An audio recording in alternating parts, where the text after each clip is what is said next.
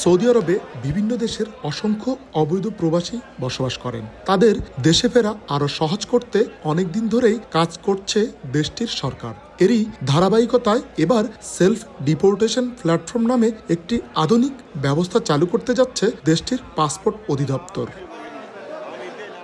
স্থানীয় সময় বৃহস্পতিবার অনুষ্ঠিত ডিজিটাল গভর্নমেন্ট ফোরাম 2025-এ সৌদি স্বরাষ্ট্র মন্ত্রণালয় জাওয়াজাত কর্তৃপক্ষ জানিয়েছে, নতুন এই প্ল্যাটফর্মের মাধ্যমে অবৈধ প্রবাসীরা অনলাইনেই আবেদন করে দেশে ফেরার প্রক্রিয়া সম্পন্ন করতে পারবেন। এতে দীর্ঘদিনের জটিল ও সময় সাপেক্ষ প্রশাসনিক প্রক্রিয়ার অবসান ঘটবে বলে মন্ত্রণালয় জানায়। নতুন করে সৌদি সরকার একটা ঘোষণা দিয়েছে, যদি আশা করি কার্যকারী হতে হয়, এতে আমাদের প্রবাসীরা বিভিন্নভাবে উপকৃত হবে। 1 বছর আগে কাগজপত্র এম্বাসিতে জমা দিয়েছি, এখন যে কোনো জটিলতার কারণে আমি যাইতে পারি নাই। এখন সরকার যে সুযোগ দিচ্ছে, এই সুযোগ ইনশাল্লাহ আমি কাজে লাগাইতে চাই।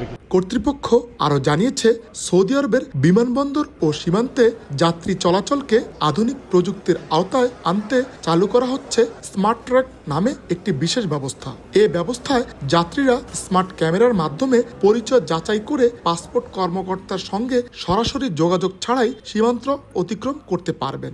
এছাড়া ডিজিটাল টুইন্স নামে কৃত্রিম বুদ্ধিমত্তা ভিত্তিক একটি নতুন প্রযুক্তিও চালু করা হবে, যা জনসমাগমের গতিবিধি বিশ্লেষণ, অপেক্ষার সময় নির্ধারণ এবং সেবার মান পর্যবেক্ষণ করবে।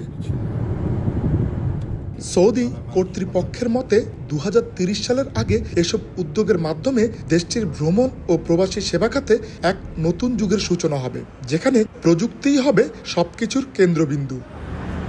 সৌদি সরকারের নতুন এই উদ্যোগের ফলে যেমন প্রবাসীদের জন্য অনেক বেশি উপকার হচ্ছে, অর্থাৎ অনেক প্রবাসীরা আছে দীর্ঘদিন থেকে যারা দেশে যেতে পারছেন না, তাদের জন্য দেশে যাওয়ার প্রক্রিয়াটি অনেক সহজ হচ্ছে। দেশটি ধীরে ধীরে রূপান্তর হচ্ছে ডিজিটাল পরিষেবায়। এর মাধ্যমে বলা চলে দেশের নাগরিক এবং প্রবাসী যারা আছেন তারা সেবা পাচ্ছেন খুব সহজে।